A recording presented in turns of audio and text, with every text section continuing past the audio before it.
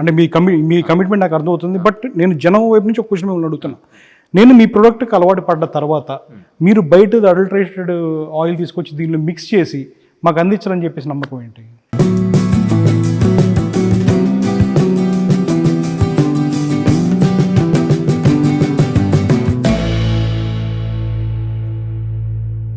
Microbiology చదువుకున్న వ్యక్తి ప్రజారోగ్యానికి పనికొచ్చే బాధ్యతాయుతమైన ప్రోడక్ట్ను బయటికి తేవాలనుకుంటే, అది కూడా విదేశాల్లో ఉద్యోగం చేసి అక్కడ దొరుకుతున్న నాణ్యమైన ఉత్పత్తులు మన దగ్గర దొరకడం లేదన్న ఆలోచన, ఆవేదనల నుండి ఆ సంకల్పం పుడితే, కార్పొరేట్ మార్కెట్ల నుండి కిరాణా కొట్లు దొరికే వస్తువులు ఎక్కడ చూసినా కల్తీ కల్తీ అని మారుమోగుతున్న నేటి పరిస్థితుల్లో నాణ్యమైన వస్తువులు కూడా నిలదొక్కోలేక సతమతం అవుతున్న ఒత్తిడిలో కూడా తన సంకల్పాన్ని మంచి ప్రొడక్ట్స్ మాత్రమే కస్టమర్లకు అందించాలనే సిద్ధాంతాలకు కట్టుబడి బలంగా నిలబడిన ఆ వ్యక్తి శ్రీ రాజేష్ గారు.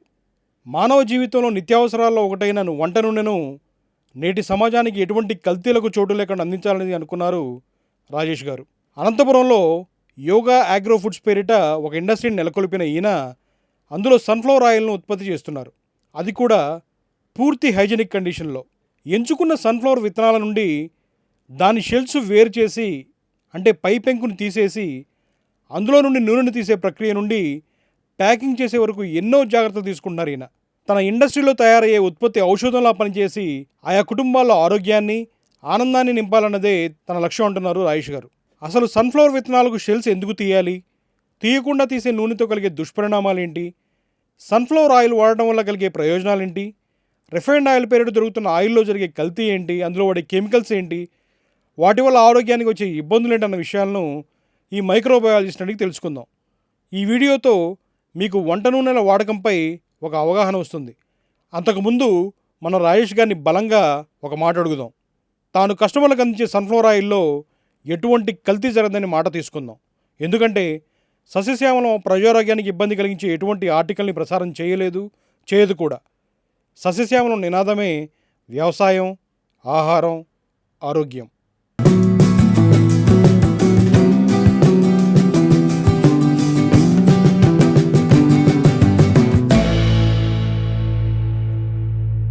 ₹1000 ఖర్చు పెట్టే దగ్గర ఆలోచిస్తున్నారు, కానీ బయట చాలా వేస్ట్ మనీ ఖర్చు పెడుతున్నారని. కానీ జనాల పర్సెప్షన్ కూడా మనం ఆలోచించుకుంటే చాలా రకరకాల సిద్ధాంతాలు, రకరకాల థియరీస్. ఒకళ్ళు తినొచ్చు అంటారు, ఒకళ్ళు తినకూడదు అంటారు, ఒకళ్ళు తింటే ఫ్యాటీ లివర్ వస్తుంది అంటారు, ఒకళ్ళు తింటే ఈ గానుగ నూనెలో వాడితే గుండె జబ్బులు వస్తాయి అంటారు. ఇట్లా రకరకాల మిత్స్ ఉన్నాయి. ఈ కన్ఫ్యూజన్ స్టేట్ నుంచి వాళ్ళు బయటపడడానికి మీ దగ్గరే ఉన్న పని ఒక కరెక్ట్ సమాధానం ఉందా? కరెక్ట్ సమాధానం అంటే ఒక 3 months మన ప్రోడక్ట్ వాడమన్నాడు, వాళ్ళకి ఒక ఆన్సర్ దొరుకుతుంది. ఓకే, టోటల్ ఫ్యామిలీతోనే వాళ్ళకి ఆన్సర్ దొరుకుతుంది. ఇప్పుడు ఒక ఫ్యామిలీలో ఎవరైనా ఒక కీళ్ళ నొప్పులు ఉన్న పేషెంట్ ఉన్నాడు అనుకో, ఒక 3 months వేరే ఆయిల్ వాడద్దు. మళ్ళీ ఫ్రైకి రిఫైన్ ఆయిల్ వాడాము, తర్వాత ఎవరో డాక్టర్ చెప్పాడు ఆలివ్ ఆయిల్ వాడాము, ఇంకో ఎవరో చెప్పారు రైస్ బ్రాన్ ఆయిల్ వాడాము అని అనుకోకుండా ఒక 3 months మన ప్రోడక్ట్ వాడండి. మీ పేరెంట్స్ కానీ మీలో ఉన్న ప్రాబ్లమ్స్ మన ఆయిల్ రెక్టిఫై చేస్తారు. సో మీరేం మెడికేటెడ్ ఆయిల్ ఏం చెప్పట్లేదు, జెన్యున్గా వచ్చిన ఆయిల్ని వాడి ఆ రిజల్ట్ చూడండి అంటారు అంతే. మీరేం అద్భుతాలు చేసి మీరు సపరేట్ ఫార్ములేషన్ ఏం లేదు మీరు. సో అంత ఇంపాక్ట్ ఉంటుంది అంటారు జెన్యున్ ప్రోడక్ట్ వాడితే? నాకు రిజల్ట్స్ ఉన్నాయి. నేను మెడికల్ స్టూడెంట్ కదా, నేను ఇప్పుడు ఫార్మాలో వర్క్ చేస్తున్నాను. ఓకే, ఫార్మాలో వర్క్ చేస్తున్నాను. లాస్ట్ ఇయర్ డయాబెటీస్ ఉన్న పేషెంట్ ఈ ఇయర్ డయాబెటీస్ కంట్రోల్లో ఉంది మన ప్రోడక్ట్ వాడిన తర్వాత. మీకు కావాలంటే రిపోర్ట్స్ కూడా పంపిస్తాను ఆ పేషెంట్. ఆయిల్ అంత క్రూషియల్ రోల్ పోషిస్తుందా? అవును, ఎందుకంటే ఆయిల్ లేని ఫుడ్ ఏముందండి ఇప్పుడు కిచెన్ లో? ఆయిల్ లేని ఫుడ్ లేదు. పాలు లేకుండా బతికేస్తాం, కాఫీ లేకుండా బతికేస్తాం. ఏ ఆయిల్ అయినా తీసుకోండి, ఏ ఫుడ్ అయినా తీసుకోండి, మన ఇంట్లో కిచెన్ స్టార్ట్ అయిందంటే ఆయిల్ పోయాలి. ఆయిల్ లేకుండా మన ఇండియన్ కిచెన్ లో ఫుడ్ ప్రిపేర్ అవ్వదు. సో అలాంటిది ఆ ఆయిల్ ని మన వాళ్ళు కల్తీ ఉన్న ఆయిల్ని, రిఫైన్డ్ ఉన్న ఆయిల్ని ఏదో ఒక బ్రాండ్ తీసేసుకొని, ఒక బ్రాండ్ 140కి ఇస్తుందంటే ఇంకో బ్రాండ్ 130కి ఇస్తుందంటే తీసేసుకొని ₹10 మిగిలిపోయింది అనే ఆలోచనలోనే ఉన్నారు. కానీ ఏదైతే మనం మెయిన్ డిష్ అయితే ఉందో ఆయిల్ అనేది కిచెన్లో, దాన్ని రీప్లేస్ చేస్తే మన పిల్లలు, వాళ్ళ వయసు, వాళ్ళ నాలెడ్జ్, వాళ్ళ లెవెల్ ఆఫ్ థింకింగ్, వాళ్ళ హెల్త్ అనేది ఎలా ఉంటుందని ఆలోచించలేకపోతున్నారు. బేసికల్గా ఉమెన్ హౌస్ వైఫ్సే చేంజ్ అవ్వాలి.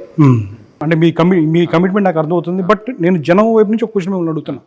నేను మీ ప్రోడక్ట్కి అలవాటు పడ్డ తర్వాత మీరు బయట అడల్టరేటెడ్ ఆయిల్ తీసుకొచ్చి దీనిలో మిక్స్ చేసి మాకు అందించాలని చెప్పేసి నమ్మకం ఏంటి? ఓకే. దీనికి ఆన్సర్ ఏంటంటే, నేను మా వాళ్ళు కూడా మా కస్టమర్స్‌కి ఏం చెప్తారంటే, చాలామంది కస్టమర్స్ మన ఆఫీస్‌కి విజిట్ చేస్తారు. ఎందుకంటే మనకి సిటీకి దగ్గరగా ఉంది, హైవేకి దగ్గరగా ఉంది కాబట్టి ఆఫీస్‌కి విజిట్ చేసి, ఎప్పుడైనా ఇక్కడ వచ్చినప్పుడు గానీ, వెళ్ళినప్పుడు గానీ ఆఫీస్‌కి విజిట్ చేసి ఆయిల్ తీసుకెళ్తూ ఉంటారు. సో మన కస్టమర్స్ కూడా నేను చెప్పేది ఏంటంటే, any time they can come. ఇప్పుడు ఈరోజు ఆయిల్ తీసుకున్నారు, 3 మంత్స్ తర్వాత మీరు ఏదో ఫర్ ఎగ్జాంపుల్ అనంతపూర్కి వచ్చారు, యూ కెన్ కమ్ డౌన్. మా ఆఫీస్కి వచ్చేసి మా సెక్యూరిటీ వాళ్ళని అడిగితే వాళ్ళు అలో చేస్తారు, మీరు చూడొచ్చు అడల్టరేటెడ్ ఆయిల్ ఉందా లేదా, విత్తనాలు ఎలా ఉన్నాయి, ఎక్కడ ఉన్నాయి, వీళ్ళు వాడుతున్నారా, నిజంగా చేస్తున్నారా, లేకపోతే బయట ఒక ఆఫీస్ పెట్టి అమ్మేస్తున్నారా అనేది వాళ్ళు ఐడెంటిఫై చేయొచ్చు. ఇంకొకటి, ఇప్పుడు నేను ఈరోజు ఒక ఆయిల్ ఇచ్చాను మీకు, నెక్స్ట్ ఇంకో ఆయిల్ ఇచ్చాను, ఇంకో తర్వాత మళ్ళీ ఇంకో షిప్మెంట్ ఇచ్చాను. నేను ఆయిల్ అడల్ట్రేషన్ తెలిస్తే హౌస్ వైఫ్ ఈజీ కనిపెట్టేస్తారు. Women will identify which is good, which is bad. ఎవరైతే కిచెన్లో ఉన్నారో మన లేడీస్, నేను ఒక్కసారి మంచిది ఇచ్చి ఇంకోసారి బ్యాడ్ ఇచ్చాను అనుకోండి, దే విల్ ఐడెంటిఫై.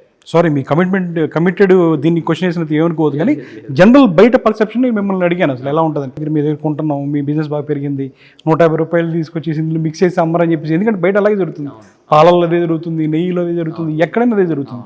సో జనం నమ్మే దగ్గర మనం ఎంత బలంగా చెప్పగలం అనే దాని మీద మిమ్మల్ని క్వశ్చన్ అడగాల్సి వచ్చింది.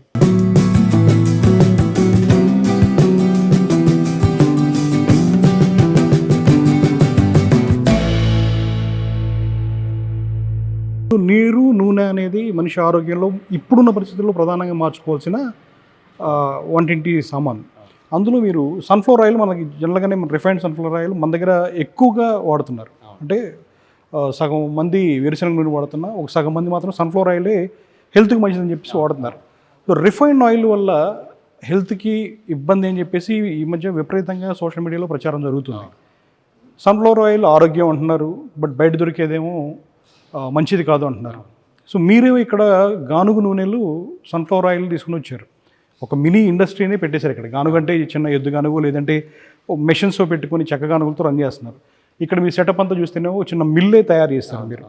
సో ఏంటి అంటే మీ బ్యాక్గ్రౌండ్ ఏంటి, అసలు ఎందుకని మీరు ఈ రంగంలోకి రావాలనుకున్నారు? ఇది ఒకసారి మీరు వివరించే ప్రయత్నం చేస్తారు. బేసికల్గా ఏంటంటే, ఇప్పుడు రిఫైన్డ్ ఆయిల్స్ అనేది ఎలా ఉందంటే, అన్ని క్రూడ్ ఆయిల్స్ని ఇంపోర్ట్ చేసుకొని, మన ఇండియాలో ఏది ఆయిల్ మ్యానుఫ్యాక్చరింగ్ లేదండి. యాక్చువల్లీ క్రూడ్ ఆయిల్స్ని ఇంపోర్ట్ చేసుకొని రిఫైనింగ్ ప్రాసెస్ మాత్రమే చేస్తారు. అంటే మ్యానుఫ్యాక్చరింగ్ ప్రాసెస్ కాదు, అది రిఫైనింగ్ చేస్తారు. ఈ క్రూడ్ ఆయిల్ అనేది, ఏ క్రూడ్ ఆయిల్ అనేది ఎవరికి తెలియదు. ఈ చమురులు అంటారు కదా, మనం ముడి చమురులు అంటారు మన తెలుగులో అయితే. ఆ ముడి చమురుని మనం ఇంపోర్ట్ చేసుకొని దాన్ని రిఫైనింగ్ ప్రాసెస్ చేస్తారు.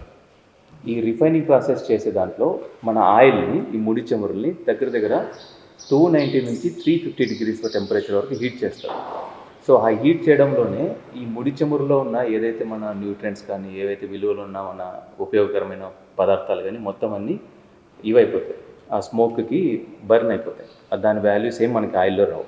దాని తర్వాత ఏం చేస్తారంటే, ఈ హీట్ని తగ్గించి ఆ కలర్ని చేంజ్ అవ్వడానికి, బ్లాక్ కలర్ని మళ్ళీ కలర్ని రెడ్యూస్ చేయడానికి హెక్సేన్ అనే గ్యాస్ని వాడతారు. ముడి చమురు అంటే సన్ఫ్లవర్ ఆయిల్కి సంబంధించిన అదే చేస్తారా? కాదు, ఈ ముడి చమురు అనేది ముడి చమురు అంతే, క్రూడ్ ఆయిల్స్ అంటారు. ఓకే. సో ఈ సన్ఫ్లవర్ ఆయిల్ అని కానీ, గ్రౌండ్నట్ ఆయిల్ అని కానీ ఏది ప్రత్యేకంగా మనకు రాదు. సో దాన్ని ఏం చేస్తారంటే వీళ్ళు కలర్ని, తర్వాత ఫ్లేవర్ని యాడ్ చేస్తారు. సో మీకు ఈ సన్ఫ్లవర్ అంటే సన్ఫ్లవరు, గ్రౌండ్నట్ అంటే గ్రౌండ్నట్, మీకు ఏది కావాలంటే అది. మీరు ఆ ప్యాకెట్ ఓపెన్ చేయగానే స్మెల్ వస్తుంది. సో అది రియాలిటీలో చూసుకుంటే మనకి 20-30% సన్ఫ్లవర్ ఉంటుంది, మిగిలినవన్నీ క్రూడ్ ఆయిల్స్.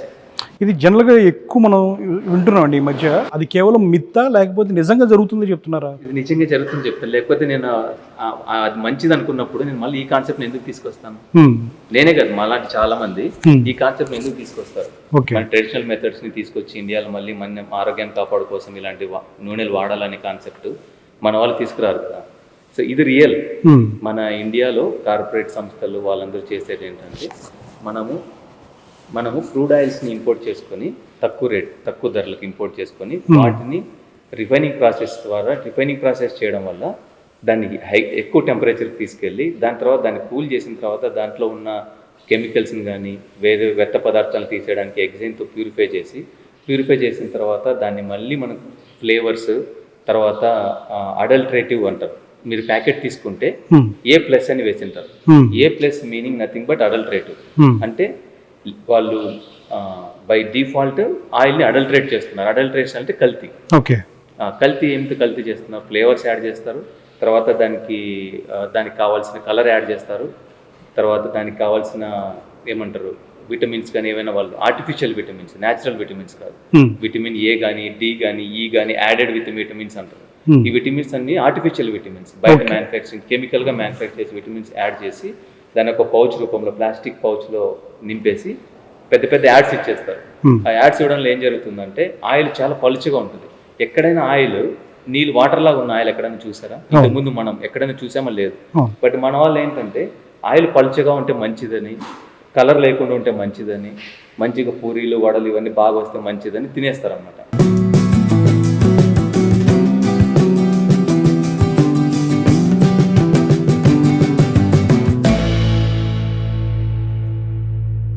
రాజేశ్వర్, ఒక్క స్ట్రైట్ క్వశ్చన్ నేను అడుగుతాను. ప్లీజ్. మనకి దొరికే 1 లీటర్ సన్ఫ్లవర్ ఆయిల్ బయట రిఫైన్డ్ ఆయిల్లో అసలు ఎంత పర్సెంటేజ్ సన్ఫ్లవర్ ఆయిల్ అనేది ఉంటుంది? అసలు పర్సంటేజ్లో మాట్లాడుకుందాం అంటే జనరల్గా 30% సన్ఫ్లవర్ ఉంటుంది, రిమైనింగ్ 70% క్రూడ్ ఆయిల్, ప్యూరిఫై చేసిన క్రూడ్ ఆయిల్, అది హెక్సైన్తో. ఈ హెక్సైన్ అంటే ఏంటండి అసలు? హెక్సైన్ అనేది ఒక కెమికల్ అండి. ఓకే. హెక్సైన్ అనేది ఒక కెమికల్. ఓకే. ఈ కెమికల్ అనేది ఈ ప్రాసెస్లో యూజ్ చేసి ఈ హీట్ అయిపోయిన తర్వాత జనరేట్ అయిన పదార్థాలు ఉంటాయి కదా, వాటిని తీసేయడానికి ప్యూరిఫికేషన్ ప్రాసెస్లో యూజ్ చేస్తారు. తర్వాత ఈ హెక్సైన్ అనేది ఎంత పర్సెంటేజ్ ఉండాలనేది గవర్నమెంట్ కూడా నిర్దేశించింది. ఓకే. బట్ రియాలిటీలో వీళ్ళు ల్యాబ్లో టెస్ట్ చేసినప్పుడు ఆ హెక్సైన్ అనేది ఎంత పర్సెంటేజ్లో ఉంది, ఎంత పర్సెంటేజ్లో ఆయిల్లోకి వస్తుంది అనేది ఎవరికి తెలియదు. మన వాళ్ళు ఏమైనా టెస్ట్ చేస్తారు? దాన్ని టెస్ట్ చేయరు. మనం టెస్ట్ తినే ముందే టెస్ట్ చేయం కదా ఆయిల్.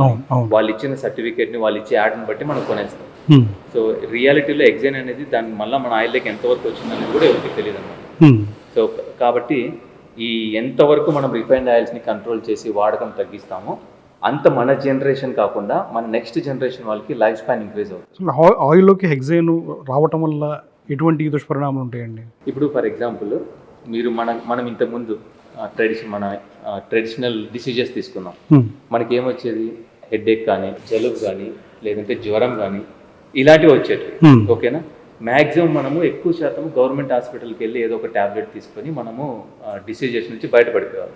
ఇప్పుడు ఎలా అయిపోయిందంటే మనకు వచ్చే డిసీజెస్ మనకే డాక్టర్స్ కూడా అనలైజ్ చేయలేకపోతున్నారు ఏం డిసీజెస్ వస్తున్నాయి. ఫర్ ఎగ్జాంపుల్ చిన్నపిల్లలకి క్యాన్సర్ రావడం, ఓకేనా, లేడీస్కి యంగ్ ఏజ్లో 30 ఏజ్లో, 25 ఏజ్లో, 40 ఏజ్లో బ్రెస్ట్ క్యాన్సర్స్ రావడం, తర్వాత బాల్డ్ హెడ్స్ రావడం, ఓకే, పిల్లలు స్కిన్ పాడైపోవడం, చిన్నపిల్లలు 10 ఇయర్స్ 15 ఇయర్స్కి ముసలోలుగా అయిపోవడం, ఇంకోటి ఏమంటారంటే for example heart diseases, heart attacks రావడం. సో ఇవి కాకుండా ఇంకా ఎన్నో డిసీజెస్. ఇంకొంతమందికి చూస్తే ఈ కొలెస్ట్రాల్ ప్యాక్స్ అని అంటారు, కొవ్వు గడ్డలు అంటారు. ఈ కొవ్వు గడ్డలు రావడం చాలా మందికి యంగ్ ఏజ్ లోనే. సో ఇలాంటివన్నీ ఇంతకుముందు లేవు మనకి. ఇప్పుడు కొత్త కొత్త డిసీజెస్ ఎందుకు వస్తున్నాయంటే మెయిన్ రీజన్ వచ్చేసి మనం వాటర్ ప్లస్ ఆయిల్, ఇవి రెండే ఎక్కువ మనం వంటింట్లో వాడతాం. ఈ రెండు ఎవరైతే మన ట్రెడిషనల్ మనం ఇంతకుముందు వాడే దాంట్లో రీప్లేస్ చేసుకుంటారు కిచెన్లో, వాళ్ళ ఫ్యామిలీ, వాళ్ళ నెక్స్ట్ జనరేషన్ చాలా చాలా బాగుంటుంది. ఓకే. సో హెక్సైన్ కలవడం వల్ల ఇట్లాంటి కాదు, ఇప్పుడు హీట్ ఉంది. ఇప్పుడు ఆయిల్ మనం తీసే oil temperature north more than 45 degrees. మీకు చూపిస్తాను మీరు టెంపరేచర్ కూడా 45 degrees కంటే ఎక్కువ పోదు. ఓకే. సో 45 degrees కంటే ఎక్కువ పోయిన ఆయిల్ని మనము క్రూడ్ ఆయిల్ని ఇంపోర్ట్ చేసుకొని మనము 300 degrees దగ్గర హీట్ చేసి ఆ హీట్ చేసిన ఆయిల్ని మళ్ళీ కూల్ చేసి మళ్ళీ మనం ఇంటికి తీసుకొచ్చి హీట్ చేస్తాం. ఇంకేముంటుంది దాంట్లో? ఓకే. ఇన్ కేసు ఇప్పుడు రిఫైన్డ్ ఆయిల్ని ఒక్కసారి మనము పూరీ చేసామనుకుందాం, ఫ్రై చేసామనుకుందాం, మనకి లైట్ ఎల్లో కలర్లో ఉన్న ఆయిల్ బ్లాక్ కలర్కి టర్న్ అయిపోతుంది. ఎందుకు టర్న్ అయిపోతుంది? నెక్స్ట్ టైం మళ్ళీ వాడడానికి కూడా ఉపయోగపడుతుంది. నెక్స్ట్ టైం దాంట్లోకి ఏమైనా వేసినా కూడా దాంట్లో కనపడదు అనమాట మనం ఒక్కసారి హీట్ చేసిన తర్వాత. సో అలాంటిది మన ఆయిల్ మీరు ఇది ట్రెడిషనల్గా చేసిన ఆయిల్ని మీరు తీసుకొని వాడితే ఏ కలర్లో అయితే ఫస్ట్ ఆయిల్ స్ట్రక్చర్ ఉంటుందో మీరు 3 times హీట్ చేయండి, 4 times హీట్ చేయండి, అదే కలర్లో ఉంటుంది. ఆయిల్ కలర్ అనేది మారదు, ఎందుకంటే ఇది ప్యూర్, అది ప్యూర్ కాదు. ఆల్రెడీ వాళ్ళు 3 degrees టెంపరేచర్ని హీట్ చేసి దాన్ని మళ్ళీ డౌన్ తీసుకొచ్చి దాన్ని కెమికల్ ప్రాసెస్లో ప్యూరిఫై చేసి మనకి ఇవ్వడం వల్ల మళ్ళీ మనం దాన్ని మోర్ దెన్ 150 degrees హీట్ చేసి మన వంటల్లో ఉపయోగించడం వల్ల ఎంత హానికరమైన పదార్థాలు మన కడుపులోకి వెళ్తున్నాయనేది